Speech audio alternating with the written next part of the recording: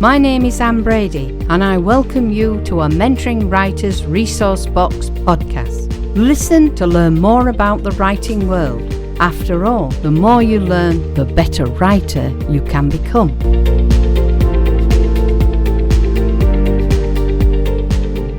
We often hear stories from authors complaining about the publishers they have connected with, only to find they have been let down. And in some cases, they have been defrauded by unscrupulous Vanity Presses, sometimes for thousands of pounds. Unfortunately, not everyone's reactions to this is sympathetic, with comments such as, "It's their own fault for being so gullible. They should have done their own work. That was a stupid mistake. Don't they read about these things?" Whilst it is true we authors have more information at our fingertips than ever before, I do still question why some writers are falling for the scams and schemes from the same exploitative companies, especially when I try my best to talk and blog about such things. Of course, what we often forget is that when you are just starting out in something new and exciting, it is very easy to get carried away in your enthusiasm. You want to get on with it, finish your creation, and become an overnight sensation. Sorry to say that, unfortunately, writing is about as far from that as it gets. As in all aspects of writing, your number one thing has to be do your research before jumping in. And I am not just talking about starting to write here. I mean research every aspect of the craft. Or at least look for people who have a good reputation and knowledge of the subject matter you want to learn about. Get recommendations from those who have already done it. This will go a long way to ensuring you achieve some good success. Yes, there are some bad guys out there, but there are also some good small independent publishers who can help you take those first steps. Now, that doesn't mean you might not get taken for a ride somewhere along the line, but it will at least give you some warning on what to look for. And it also doesn't mean you won't win in the end. So what do you look for when looking at businesses that offer you publishing and writing services? In today's podcast, I want to break down some of the downsides of Vanity Presses for you to think about, how and why they exist, and the pitfalls to look out for. Let's start with high-pressure sales target aimed at the author. Vanity Presses have gained a bad reputation over the years for being aggressive in their pursuit of authors, especially new ones. It appears that once they have your contact details, you can find your inbox flooded with inquiries and prompts to join them. A manuscript referral service did a test on this, which resulted in over 120 emails from some of the worst Vanity Presses in the industry. The point of these emails is to push you into a phone conversation with them. You must remember that good sales reps are trained very well in what they do, and they can be quite manipulative, especially when using these tactics in a direct conversation with the author. Remember, once a Vanity Press gets its hooks into you, the pressure will not stop. They provide emotional validation. Now, we are all insecure when we first are starting a new career, and none more so than a new writer. Flattering a prospective author is one way that Vanity P's can and will ensnare you.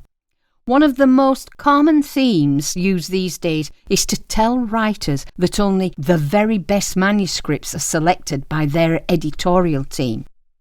To prove a point, let me explain that when a ridiculously and probably not very well written 40-page autobiographical metaphysical self-help book for adults was submitted to 8 of the most prominent VPs, every single one of them replied that they were interested in publishing the masterpiece. Now, to a novice author who is uncertain of the markability of their work, and who is perhaps in the need of and eager for validation, what do you think this would have done to their ego?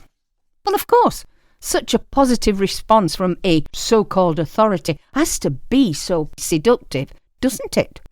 Tell me, do you as a new and developing author need your ego stroking? Do you need half-truths? No. What you want, but more importantly, what you need, is honesty and practical advice. New authors are open prey because of their insecurities. Did you know that flattery is one of the most seductive ways of embroiling anyone into doing anything they would with a cold mind, while absolutely refusing to listen? Did you? Well, it's true. So why the hell do you listen when a vanity press tells you that you are incapable of producing a professional book? That is, of course, unless you open up your pockets and let them sign you to an expensive full-service publishing package. This becomes more effective if you are someone who is uncomfortable or petrified by technology. After all, the idea of letting someone else take control has to be the most enticing lollipop there is. VPs will try to bombard authors with the idea that they cannot achieve success alone and that any cost for them to do it for you is merely an investment.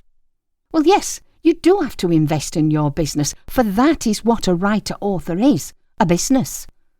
But what a lot of authors don't understand is that the investment through a VP could be anything beyond £5,000.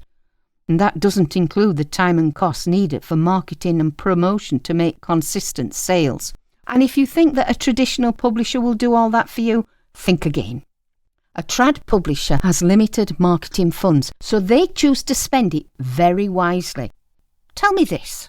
If you were one of the big 5 publishers, let's say Penguin, and you had the choice between spending a good chunk of your budget on Prince Harry's book, The Spare, or on your new book, The Life of a Werewolf, who do you think they would choose? That's right, Harry gets it every time. If you want verification of the costs some new authors have paid, check out some of the alley authors who will tell you that professional quality is within reach of any author willing to put in the time and effort, but it doesn't require a 5,000 publishing package to achieve it. Now, ALLI is the Alliance of Independent Authors. It is aimed predominantly at indie authors, and it's a great organisation to be a member of. Let's now look at the prejudices about self-publishing. We know that despite the years of rapid growth in the number of indie authors, the self-publishing industry still faces prejudices and unfair assumptions. And these include self-published books are amateurish, self-publishing is prohibitively expensive, self-publishing requires the author to do everything themselves, self-publishing is a last resort for authors who couldn't secure traditional publishing contracts, and self-publishing books are not edited professionally.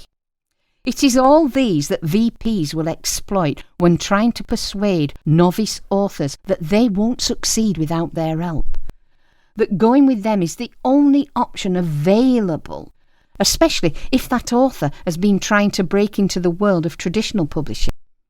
They will also stress the difficulty and loneliness of self-publishing and how the process is doomed to failure because they lack knowledge. I'll tell you something, self-publishers, you have more help on social media just by putting a post and asking for it. And it's free. This harsh sales pitch can and often will strengthen the lack of self-belief that a new, developing and even established author sometimes may have. And because the author might have seen a number of amateurish self-published books, they often assume this is what all self-published books are like. What they forget is that a professional self-published book is indistinguishable from a traditionally published book. In fact, if truth be known, you get mistakes in both. You ask any reader who has read lots of books regardless of who publishes them, and they will tell you the number of mistakes they have found in traditional published books. Reliable information is often lost or unheard. Strangely, trustworthy sources of information about self-publishing companies are few and far between. Ali's Watchdog desk has evaluated and rated hundreds of services, and other industry watchdogs like Writer Beware are invaluable sources for such things. But at the end of the day, they are both limited by time and staff constraints. But authors might not know about these, or may lack the technical skills to find them on search engines. Plus, the problem is further compounded by the volume and prominence of misinformation on the internet.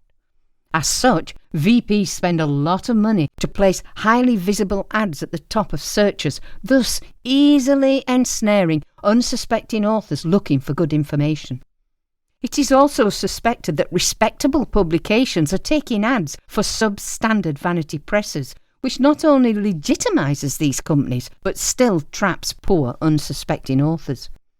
It has been said that consumer watchdog charities such as the Better Business Bureau are selling out authors by whitewashing negative ratings for companies that are purchasing accreditation.